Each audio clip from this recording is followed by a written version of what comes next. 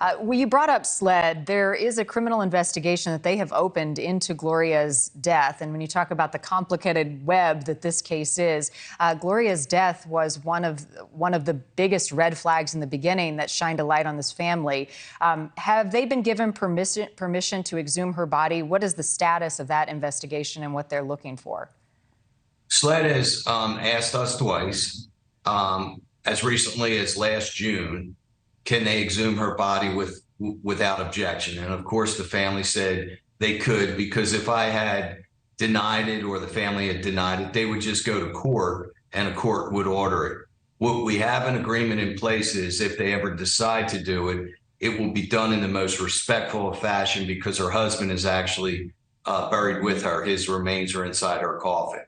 And they're going to do it in a way that it would preserve the dignity of Gloria and the family and not have it be a public spectacle. So I would anticipate it would take place really late at night when no one would really get an advance notice of it. But as I said, we haven't heard since last June. Obviously, they've been busy on the murder case. You know, it's going to be very hard to determine what her cause of death was, whether it was by human hands or the fall. Now, obviously, the autopsy report said she died of natural causes.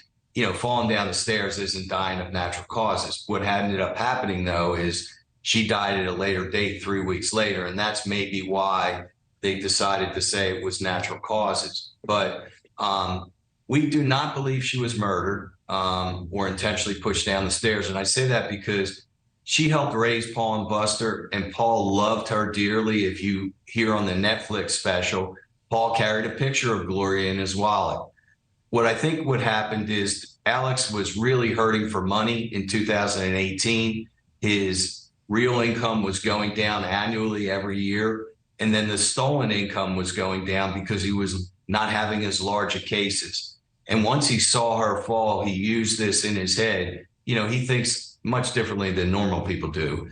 He used this as an opportunity to enrich himself. And just to close it, the reason I don't think that she was murdered is I don't think anybody would push somebody down the stairs with the intent to kill her, and then while she's semi-conscious, let that person go into an ambulance to get medical treatment, only to wake up and say, oh, by the way, it wasn't the dogs that pushed me down the stairs, it was human hands. So when they take her, if they do exhume her, she's going to have the same injuries, whether she was pushed down the stairs or she fell. You know, she had massive head trauma and 12 broken ribs. So I don't know what it's going to show, because if you push her or the dogs push her, it's the same injuries. Yeah.